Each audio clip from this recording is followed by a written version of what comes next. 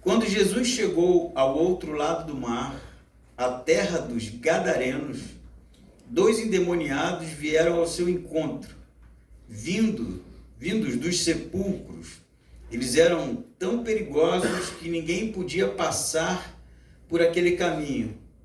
E gritaram: que temos nós contigo, Filho de Deus? Vieste aqui nos atormentar antes do tempo devido? A alguma distância deles, uma grande manada de porcos estava pastando, e os demônios rogavam-lhe, dizendo: se nos expulsas, manda-nos entrar naquela manada de porcos. Jesus lhes disse: ide.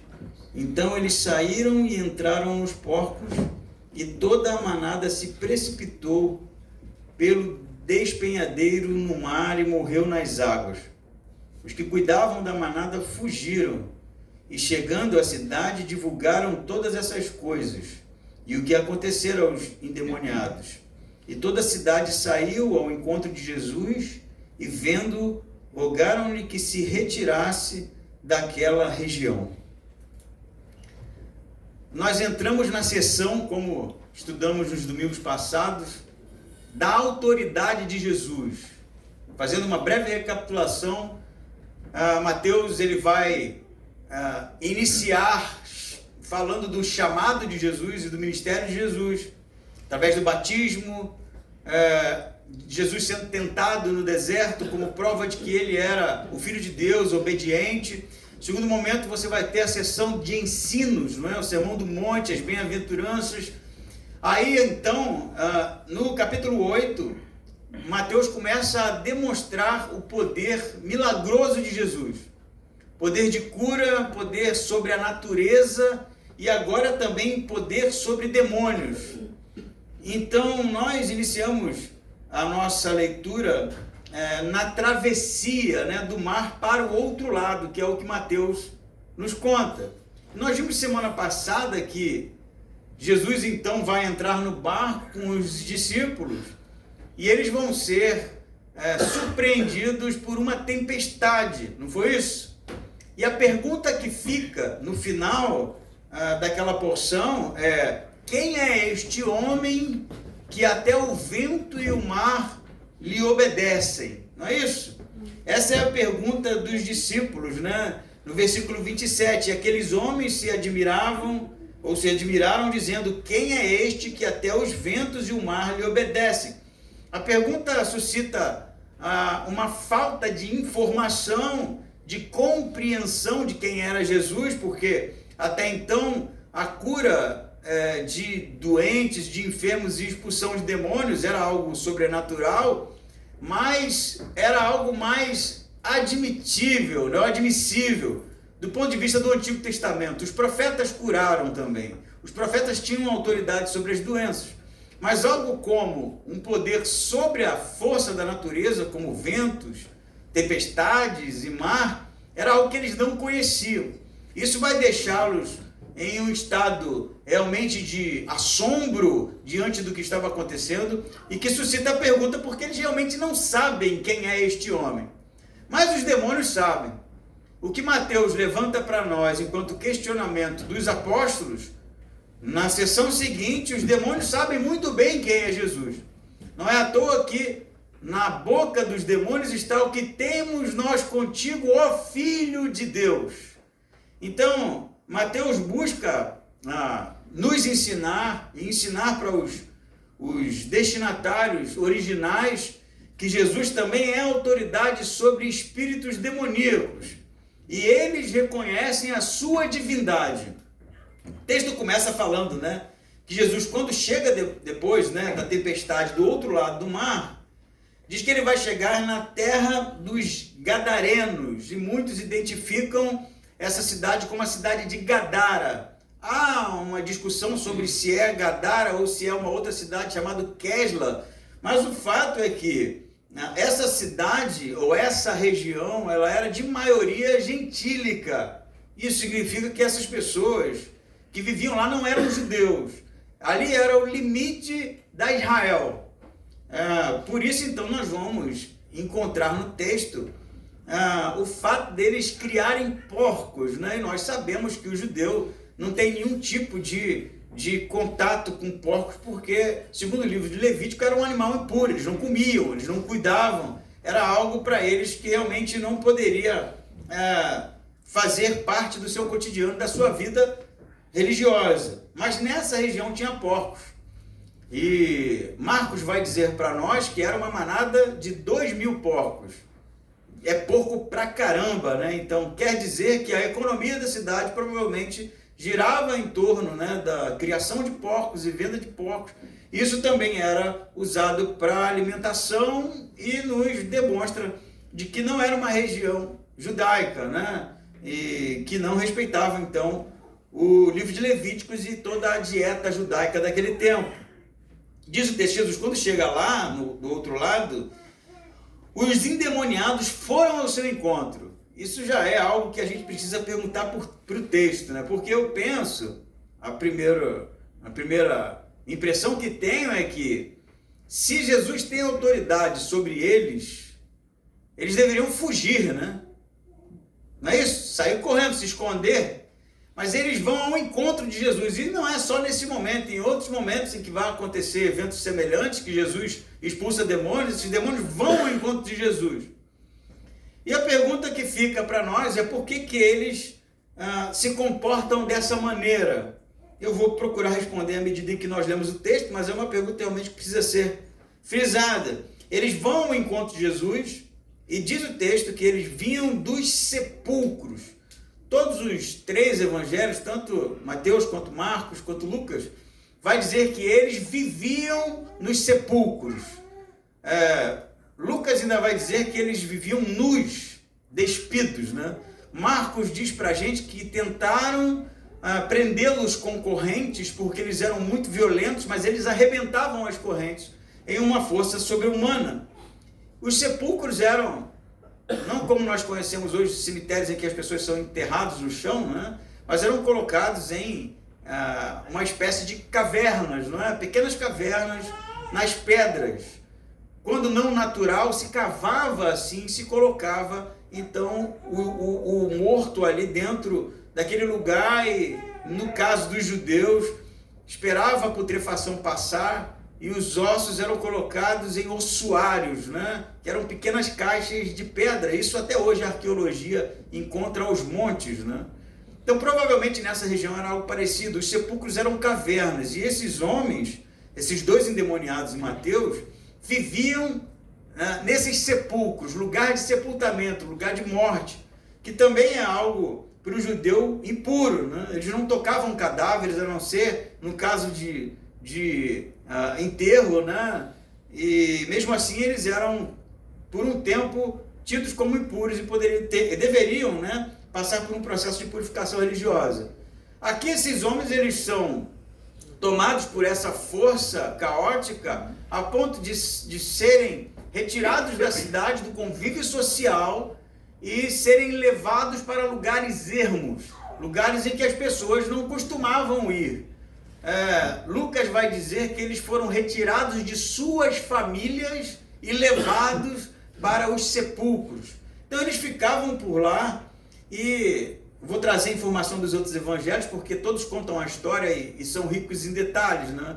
Mateus aqui ele é um pouco mais sucinto, mas se você for ler nos outros evangelhos, vai dizer que eles eram violentos, agressivos, e mesmo Mateus diz que as pessoas não podiam passar por aquele caminho, tamanho era a agressividade e violência desses homens.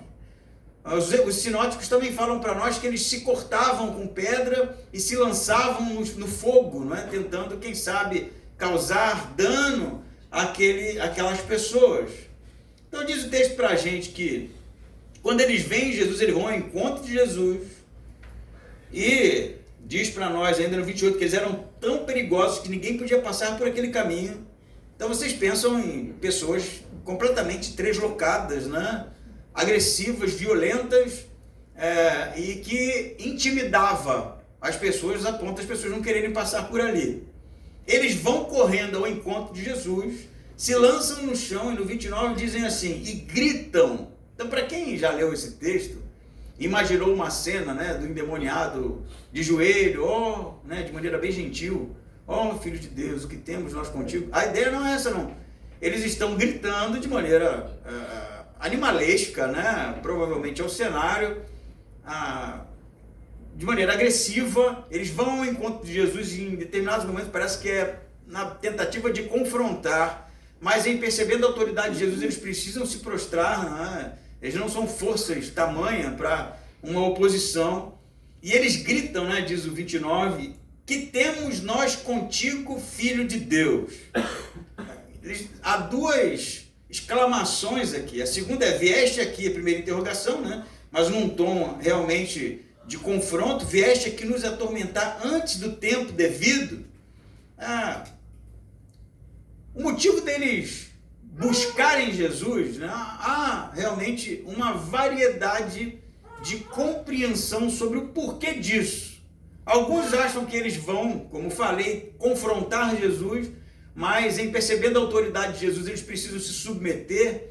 Outros dizem que eles são atraídos por Jesus, porque Jesus é o seu juiz, e por causa disso eles não têm como fugir, não é? Eles precisam então ali se submeter. E outros vão dizer, como por exemplo, o Evangelho de Lucas diz que eles foram até Jesus porque Jesus os repreendeu primeiro. Então a gente pode imaginar, quem sabe, a combinação de todas essas perspectivas, né? De que Jesus chega e em vendo os endemoniados, vendo aquelas pessoas sofrendo por esse tipo de acontecimento, ele repreende, eles vão até Jesus de maneira agressiva, mas eles se submetem, porque eles realmente não conseguem enfrentar, não é, o poder de Cristo. Mas a expressão que eles gritam, né, que temos nós contigo, é uma expressão muito interessante. O grego é o seguinte, ele vai dizer, ti remin kai soi, é a expressão no grego, que significa, porque você veio interromper os nossos negócios. Algo assim. No literal seria, o que entre eu e você? Seria literal essa tradução.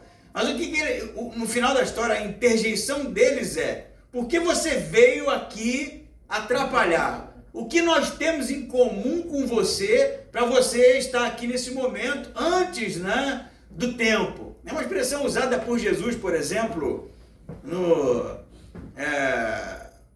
primeiro casamento em que Jesus transforma a água em vinho, né?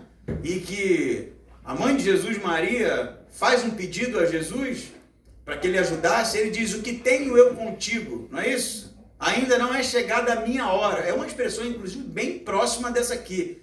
O que tenho eu contigo, e fala do tempo, que é o tempo certo, né? Para que algo acontecesse. A ideia naquele texto, tanto nessa, é o que nós temos em comum. Por que você está interferindo, né, nos meus projetos, nos meus planos, na maneira em que eu estou coexistindo nesse momento? É a mesma coisa que os demônios estão falando aqui. O que temos nós com você? Nós não temos nada em comum, nós não compartilhamos de nada, e o que é que você veio fazer aqui? Por que eles falam isso? O texto diz, antes do tempo devido. E aí você vai entender que na compreensão dos demônios, né, primeiro, Jesus tem autoridade sobre eles, e eles se prostram, né? Eles precisam se submeter. Segundo, eles compreendem, eles têm essa informação que outros não têm, como os próprios discípulos. Quem é este homem, né, que tem poder sobre os ventos, a tempestade, sobre o mar? Na compreensão dos demônios, Jesus é o Filho de Deus. Não somente a expressão Filho de Deus significa Messias, mas significa também algo divino, semelhante a Deus, oriundo de Deus. Inclusive em Lucas está Filho do Deus Altíssimo. Bem interessante, Marcos também. Inclusive vale até a pena ler um trecho em Marcos, capítulo 5, né? Eu vou ler rapidinho aqui para vocês, porque eu realmente fiquei curioso com o que o capiroto fala aqui.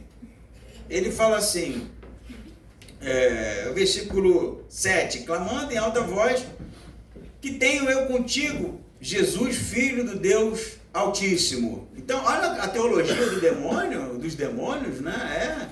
É uma teologia correta. Eles identificam Jesus, eles sabem quem é Jesus e o título está correto, Filho de Deus Altíssimo. Só que eu nunca vi diabo orar. Esse aqui ora, né? Esse aqui diz assim, ó: rogo-te, pois. É uma oração do demônio, já viu isso? Mas ele ora aqui, tamanho é o seu desespero, né? Rogo-te, pois. Cadê aqui? Rogo-te, pois, que não me atormentes, né? No caso de Marcos é um endemoniado só, e Mateus são dois, né? Há uma explicação para isso, óbvio, né? Porque provavelmente é um que tem a voz, né? Um que fala, um que se comunica com Jesus. Então Mateus decide narrar os dois, embora os evangelhos falem só daquele que está em uma conversa com Jesus. Então o diabo aqui, o demônio aqui, ele ora, né? Intercede o pedido a Jesus, rogando a Jesus que realmente não os destruíssem, não os mandassem para o abismo, né? Em Mateus ele está dizendo: porque você está aqui antes do tempo devido. E o tempo devido é o final dos tempos, né?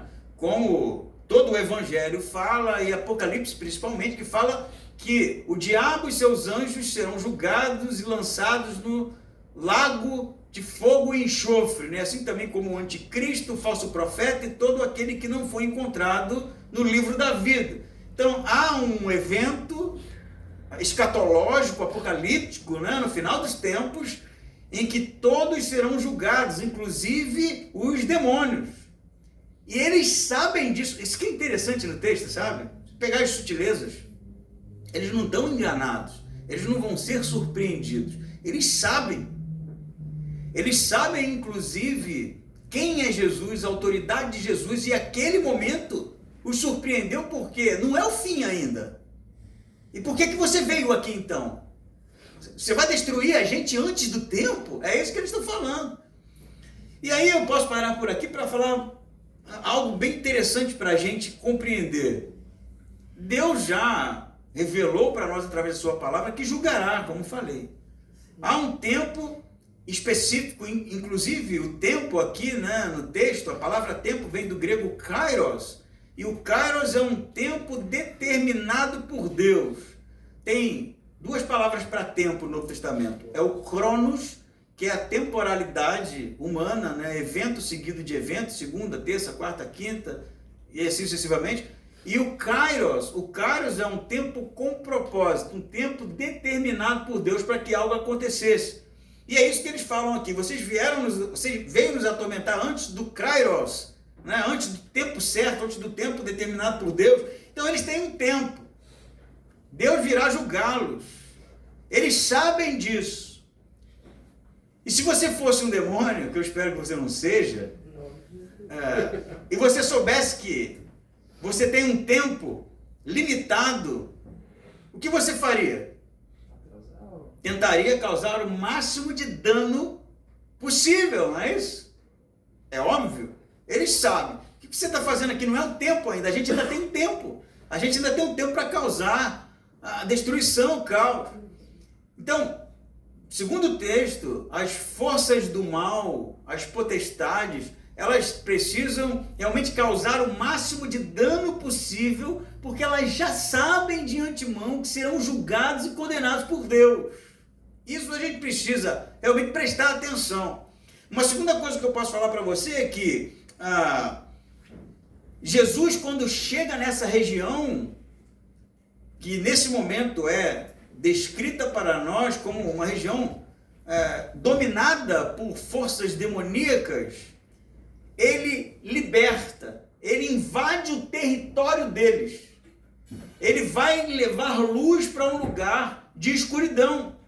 Porque essa, na verdade, é a tônica do Evangelho. Não vou ficar aqui pregando sobre demônio para vocês, porque não é a tônica do texto, mas dizer que, assim como Jesus pregou um Evangelho de transformação, de libertação do homem, de realmente libertação das forças opositores, posteriormente os apóstolos também farão isso, também serão a voz de Deus, também serão o poder do Evangelho através deles para a libertação das pessoas, Paulo, quando vai no mundo grego, também vai encontrar pessoas possessas, pessoas doentes, pessoas cativas, pessoas escravizadas, mas a mensagem do Evangelho produz libertação.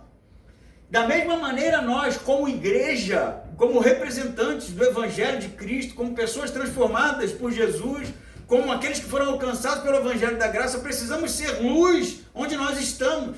Precisamos invadir o território do inimigo para que as pessoas sejam libertas. E que isso fique realmente frisado nesse primeiro momento. O Evangelho não é uma defesa contra o mal. E talvez a gente encare assim. Como se, eu estou protegido do mal e agora eu vou ficar aqui no meu cantinho porque Deus está cuidando de mim. Na verdade, a ideia do Evangelho, isso principalmente em Atos, é visível quando os apóstolos recebem o Espírito Santo, eles se tornam pessoas ousadas, corajosas no combate contra o mal. Então, o chamado da igreja, assim como o texto nos mostra, ele é para a ousadia, em nome de Jesus, para a ousadia do Evangelho, para a libertação das pessoas que estão perdidas. Hoje em Timbó, a nossa cidade, as coisas funcionam normalmente, a prefeitura está lá, funcionando, não tem shopping, mas quem sabe um dia, comércio está ativo, você vai ali no centro, as pessoas estão tirando foto, eu amo Timbó, está tudo normal, Mas se você começar a realmente procurar essas coisas, você vai perceber que existem pessoas que são cativas por forças demoníacas aqui também. Sim. Você sabe o número de abuso de crianças, abuso sexual por crianças que acontece em Timbó? É alto, tá? O número de suicídio que acontece em Timbó, realmente há em todo lugar algo acontecendo, uma força destrutiva que é o mal acontecendo, e as pessoas estão escravizadas. E nós, enquanto representantes do Evangelho, precisamos ser essa voz que vai até essas pessoas. Nós não podemos ser ou nos limitarmos a um grupo, que se curte, que gosta de estar junto, mas dentro de uma bolha, num culto de domingo, num grupo semanal. Isso é tudo muito bom, isso tudo faz parte, mas realmente nós precisamos ter coragem e ousadia espiritual, assim como Jesus, para combater essas forças, para realmente levar um evangelho de transformação, levar uma mensagem de Cristo que vai produzir na vida dessas pessoas transformação. Amém? Amém. O evangelho é sobre ousadia, gente. Jesus vai dizer para os apóstolos assim, já preguei algumas vezes isso, principalmente quando estudamos Atos: virá sobre vós o poder do Espírito Santo. O poder, o dunamis do Espírito Santo. E dunamis, você sabe, é a palavra que vai dar origem a dinamite, É um poder realmente que não é nosso, nós não somos poderosos em nenhum momento, nós sabemos disso, mas é a presença do Espírito Santo na nossa vida que produz um poder da parte de Deus, através do Evangelho, que liberta as pessoas. Então, o nosso risco, eu penso, é a gente viver como se essas coisas não acontecessem. Cada um está tomado de suas atividades, a gente trabalha durante a semana, tem nossas preocupações, a gente tem nossos relacionamentos, a gente assiste nossas séries, Todo mundo aqui é, eu penso, normal, Como qualquer outra pessoa. Mas não se engane, a realidade espiritual existe e a gente não pode fechar os olhos para essas coisas. A gente não deve ficar procurando combater demônio como se esse fosse o foco da igreja, não é. Mas a gente precisa ficar atento e abrir os nossos olhos espirituais para perceber as ciladas do inimigo na vida das pessoas e ser usado como um instrumento na mão de Deus para que essas vidas sejam libertas. Amém? Amém. Essa é nossa responsabilidade, invadir o território do inimigo para a libertação dos cativos. O que temos nós contigo, vamos dizer, os capirotos aqui: filho de Deus, vieste aqui nos atormentar antes do tempo devido. Aí tem um episódio que segue, que é da mesma forma bem curioso e intenso. Diz assim no 30: a alguma distância deles, uma grande manada de porcos estava pastando. Como eu falei, Marcos vai dizer que eram em torno de 2.000 porcos. Tem uma informação bem interessante no Evangelho de Marcos. Jesus pergunta o nome. Qual o teu nome, né? E ele responde, Legião. E não era o nome do diabo, Legião, né? Legião era uma referência a um pequeno exército romano de 6.000 homens. Então, assim, para que você entenda o que está acontecendo aqui, é bem pior do que a gente imagina. Eles, e Marcos vai dizer, nós somos muitos, né? Porque somos muitos. Uma pessoa ali possessa era o habitat de 6.000 demônios. Tem noção disso? Eu não tenho, para ser honesto com você. Eu não sei nem o que isso significa. Mas é o que o texto diz, nós somos muitos, legião, porque era referência ao pequeno exército romano de 6.000 homens. Por isso, talvez explique a força descomunal deles de arrebentar as correntes e o nível de agressividade, né? Então, o texto diz que a alguma distância dele tinha uma manada de porcos, Marcos vai dizer que era em torno de 2.000, e no 31, aqui que é interessante, tá? Os demônios rogam, né? A oração do capiroto, né? Tem misericórdia de nós, né? Não nos lance no abismo, vai dizer os sinóticos. Deixe-nos entrar nos porcos. Aí a pergunta, né? Pelo menos a minha, que história é essa? Por quê? Por que esses seres malignos pedem para entrar em porcos? Isso é incomum, né? Na narrativa do Evangelho, porque na maioria das vezes, se não em todas as vezes, Jesus simplesmente dá um comando e ele sai. Não é isso? Os apóstolos dão um comando em nome de Jesus, eles saem. Paulo, em nome de Jesus, eles saem. Não há uma exigência ou a necessidade de estar possuindo alguma coisa. Isso não é comum. Há uma interpretação popular que diz que o demônio precisa de uma casa para viver, mas isso não é bíblico. Na verdade, o Novo Testamento nem fala disso. Como falei, a maioria das vezes, se não todas elas, com exceção dessas, eles não vão para lugar nenhum, eles simplesmente são expulsos e acabou. Mas nesse texto aqui, eles pedem para que Jesus permita que eles entrem nos porcos. E aí a pergunta, por quê? É muito importante.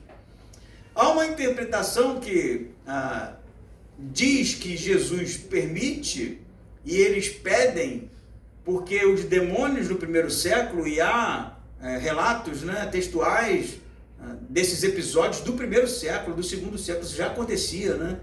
De que toda vez que um demônio era expulso, ele manifestava algum tipo de ato de agressividade, de violência, como uma explosão de raiva, né? E que isso aqui poderia ser como desse tipo.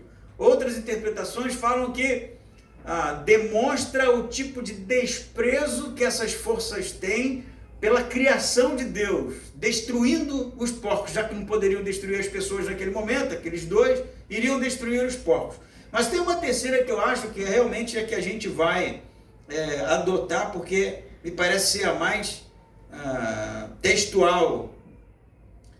Eles vão pedir para rogar, né? Isso já é estranho, né? Um diabo rogando já é algo que a gente precisa rogando, e é uma oração mesmo, rogo-te, né? Que estranho. Parece que segundo alguns autores, uma estratégia. Olha isso aqui, gente, isso aqui é interessante. Para que eles pudessem entrar nos porcos e, jogando os porcos no mar, causar um problema da cidade com Jesus, que é o que vai acontecer no texto. Então, eles vão sair, mas vão sair atirando, né? Tem uma expressão no Rio que a gente fala assim, ele caiu, mas caiu atirando, né? Mas a pergunta que fica é, tá bom, se essa é a estratégia deles, por que Jesus permite? Jesus, né, deveria ser muito mais astuto do que eles, e percebendo a cilada, ele iria de maneira nenhuma, já sei o que vocês querem fazer, né? Mas Jesus permite. Então mesmo aqueles que defendem que era uma estratégia do endemoniado para causar um atrito entre a cidade e Jesus, que é o que vai acontecer, e assim fechar portas, Jesus não estava enganado, e ele sabia muito bem o que eles iriam fazer, mas ele permite para que os valores daquela cidade ficassem em evidência, que é o que também vai acontecer no texto.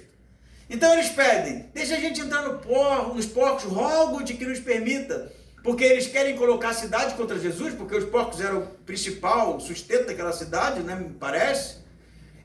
Mas Jesus, sabendo, permite para que a cidade tivesse os seus valores, as suas prioridades expostas.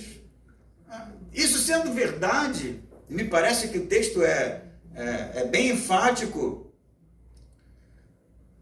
Tem algo que eu sempre disse, né? Eu vou morrer dizendo: o mal não é burro. O mal não é burro. Não é uma força cega, como o furacão lá que levou a cidade inteira, né? Que é uma força da natureza e leva o que está na frente. Não tem uma estratégia, não tem uma inteligência por trás, né? Mas o mal tem. Olha como é ardiloso. Rogo-te de joelho, né? Mas ele já está olhando o dano que ele pode causar no segundo momento. E ele vai ter sucesso, tá? Embora Jesus não esteja enganado, e ele sabe muito bem dessas coisas, permite porque era necessário, a gente precisa ser realmente, como diz Jesus, astutos como as serpentes, puros, como as crianças, mas astutos como as serpentes, porque o mal existe, ele está lá fora, ele destrói a vida das pessoas, mas ele é ardiloso. Ele está aí há muito tempo, meu amigo. Está aí há mais de 5.000 anos, causando mal, destruindo. Conhece o ser humano como ninguém. Conhece a gente como ninguém. Sabe das nossas fragilidades. E arma as suas armadilhas. Então, assim, eu estava conversando com a Lidiane essa semana, dirigindo, né, voltando da escola lá do Luca, e eu falei, aí eu vim ali por trás, ali, né, aquela estrada ali, qual é o nome daquela estrada lá, André? Que tem as... Araponguinhas. Araponguinhas, né? E ali é bem bonito, né, tem os morrinhos, as vaquinhas. E eu estava viajando, né, dirigindo, viajando na maionese mesmo, pensando com meus botões lá. Eu falei, cara, isso aqui é bonito pra caramba, né? O verde, a natureza é algo assim, bem apaixonante, né? E a gente pensa, né? Eu pensando, que loucura é a gente imaginar que tudo isso, toda essa complexidade de vida, foi uma criação espontânea de Deus, né? Um Deus que é, assim, todo poderoso. E aí Jesus vem e morre e ressuscita. A gente não viu isso, está tão longe da gente. Não é assim, algo que, se você tira o elemento da fé, causa na gente uma sensação de, poxa, não deve ter sido isso, né? Eu até entendo o ateu, sabe? O ateu honesto, que olha para a natureza de uma maneira flat, né? Sem muitos questionamentos, e diz, não tem Deus, cara. Se tivesse Deus, ele teria se mostrado, né? Mas ao mesmo tempo, quando eu tenho essas viagens, eu me lembro de experiências que eu tive antes de me converter, que foram experiências negativas. E toda vez que esse pensamento meio cético, questionador me vem à mente, eu retorno a essas experiências. Eu não vou contar, porque não precisa, mas para dizer para vocês que eu tenho certeza que existe uma força maligna agindo no mundo, sobrenatural. Certeza. Absoluta. Eu não sou porque eu sonhei, não. Porque eu vi. Isso existe. Isso é mal. Isso é destruidor. E é inteligente. Você acha que a gente, quando começa a viver um tipo de comportamento maligno, nocivo, destrutivo, pecaminoso, a gente não está atraindo nada, não? Sim. Isso é uma verdade, gente. Impressionante como pessoas de índole ruim, mesmo saindo de um estado para o outro, atrai pessoas de índole ruim. Os iguais se atraem. E a gente, quando começa a viver uma vida desleixada espiritualmente, começando a viver vícios que não são do agrado de Deus, decisões que a gente toma, a gente começa a abrir, eu não quero aqui ser muito místico, né? Mas isso é uma verdade, a gente começa a abrir margem para que essas forças atuem na nossa vida. Sabia disso? Isso é real mesmo. E a gente precisa ter ser muito astuto, não é? Eu sei que todos nós pecamos e vacilamos, mas para entender que a gente precisa estar todo o tempo debaixo do cuidado de Deus, em arrependimento pelos nossos pecados, em mudanças dos nossos comportamentos e com olhos espirituais atentos para o mal que é inteligente e quer te derrubar. Quer te derrubar. Pode não ser através de um endemoniado querendo arrancar a sua cabeça, mas pode ser através de propostas, pode ser através de pessoas, de relacionamentos, de negócios, do dinheiro, pode ser através de um monte de coisa. Ele sempre está tentando derrubar a gente. Eu vi um filme, já contei, vou contar de novo, quem não assistiu, Advogado do Diabo. Eu lembro que vi desavisado, né? Eu era bem jovem e fui ao cinema, eu tinha um hábito de ir ao cinema sozinho, né? E eu fui ao cinema e tava lá, vi o que tinha em cartaz, Advogado do Diabo. Eu pensei, vou ver, deve ser um filme policial, né? Eu saí tonto daquele filme. E a frase, né? Se você nunca assistiu, assista, né? Do Al Pacino, vai ser eternamente o diabo, o Al Pacino, né? Ele diz no final, vaidade, o pecado que eu mais gosto, porque é nesse que a gente cai, fácil, né? O mal é inteligente, o mal é astuto. Ele vai pedir a Jesus, tentando enganar Jesus para entrar naqueles porcos, para causar o que eles vão causar aqui na continuação do texto.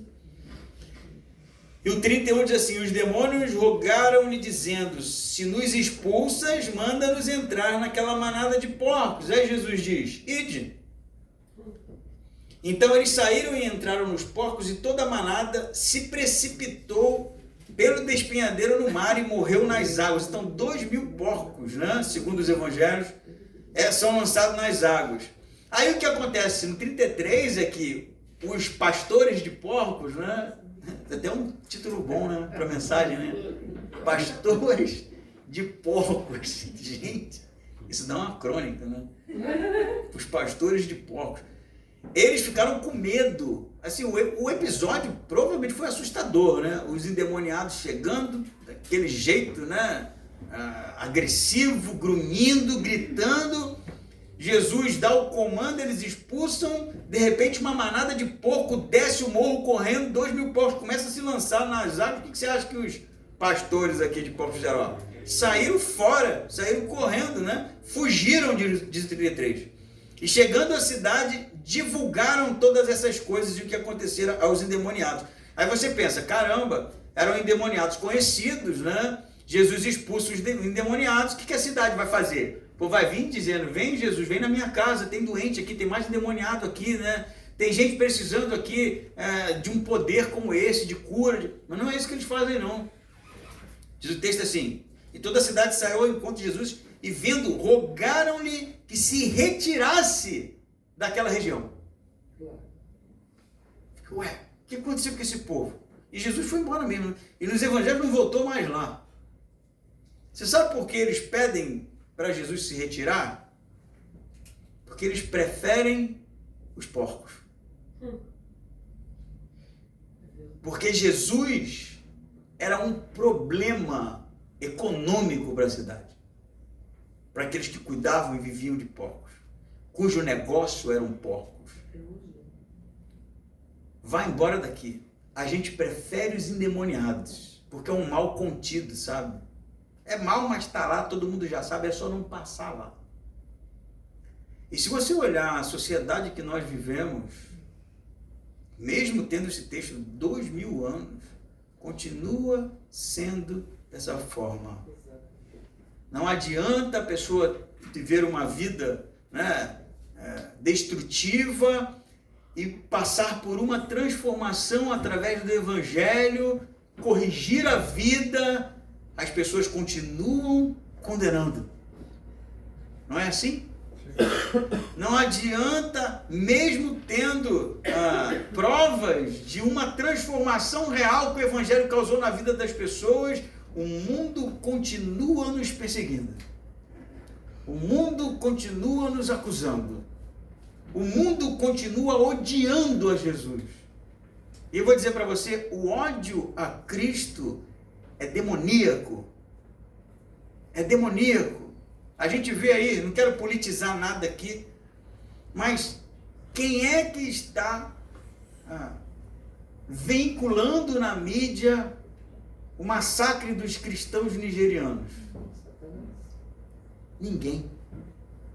Ninguém. Os jornais não falam, as grandes emissoras não falam, ninguém fala. Eu falei isso um domingo desse. Um ateu teve que ir num programa e tratar do problema lá.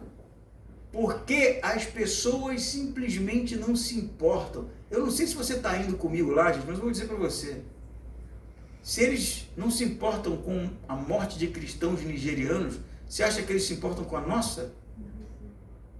Olha só o que aconteceu na Segunda Guerra. Quando os judeus começaram a ir para os campos de concentração, a sociedade não se importava mais. Você está entendendo isso? A sociedade simplesmente não importava mais, porque os judeus eram um problema. A mesma coisa já está acontecendo. Os cristãos são um problema. Os valores, a defesa da fé, a ortodoxia cristã, os ensinamentos de Jesus são um problema para a sociedade. Então, se os islâmicos começarem a matar os cristãos, melhor que seja. Porque a sociedade simplesmente não se importa mais. Porque o mundo odeia Cristo, porque prefere seus porcos.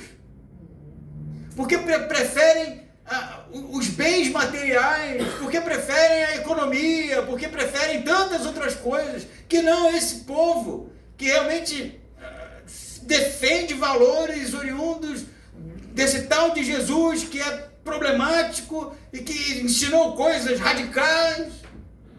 E a gente precisa ficar bem atento. Porque assim como essa cidade viu a transformação, viu a libertação e não se importou e pediu para que Jesus fosse embora daquele lugar, existem pessoas hoje, no mundo, que resistem a Cristo, que são realmente resistentes ao poder transformador de Jesus. E existem pessoas assim dentro da igreja também.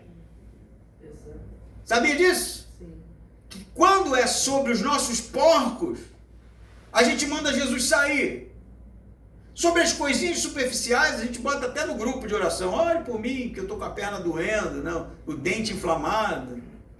Mas sobre as nossas mazelas mais profundas da alma, os nossos porcos, a gente esconde. A gente não dá acesso a Cristo. A gente não deixa Ele acessar para que a gente seja liberto disso. Isso é uma verdade. Enquanto isso existir na vida da gente, a gente está impedindo Jesus de realmente curar a nossa alma, fechar as nossas cicatrizes, curar as nossas feridas. Existem realmente sentimentos, memórias, experiências que foram ruins, que nos marcaram, mas que estão guardadas às 7 chaves. A gente não fala disso, a gente não se arrepende dessas coisas, a gente não compartilha essas coisas, a gente guarda, mas também não quer abrir mão. Sabe disso? Tem gente que odeia no seu íntimo pessoas, familiares. Tem gente que sente inveja das pessoas, lá do seu íntimo. Aqui ela está rindo, mas no fundo existe realmente uma coisa maligna e destrutiva. E eu não estou dizendo isso para expor você, porque eu também sou desse jeito. Todos nós somos assim. Não tem nenhum anjinho aqui com auréola e asinhas. Somos seres humanos decaídos, temos uma tendência destrutiva, sim, mas Jesus quer libertar a nossa alma. Por isso nós precisamos pedir para que Jesus fique. Amém. Fique. É difícil, eu sei, mas confesse. Seu momento de intimidade, você e Cristo, confesse o seu pecado. Deixe que Jesus cure a sua alma. Deixe que Jesus cure os sentimentos, as cicatrizes, as marcas. Amém. Aquilo que a gente cultiva, que a gente sabe que não é bom, que não é legal, mas que vira e mexe toma a gente de surpresa. Porque é isso que Jesus queria fazer nessa cidade. Mas foi isso justamente que eles não deixaram Jesus fazer. E Jesus não invade, tá? Ele não força. Jesus espera o convite. Senhor, me cura. Porque eu não quero mais viver dessa forma. Vamos fechar os nossos olhos.